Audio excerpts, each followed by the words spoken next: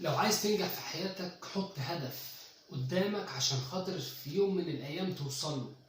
لان انت لو ما حطيتش هدف شكرا. يعني انا اقول لكم على حاجه، ينفع واحد منكم الصبح يصحى يروح يركب عربيه وما يبقاش عارف هو اصلا رايح فين ولا هينزل فين؟ الكلام ده ما ينفعش. انت لازم بتبقى طالع الصبح عارف نفسك رايح الشغل في الحته الفلانيه، هتخلص شغل الساعه كذا، فهترجع الساعه كذا، فهتروح هنا، فهتيجي من هنا، فانت عارف نفسك بتعمل ايه عند حياتك وخطتك ودنيتك. مش حاطط لها هدف؟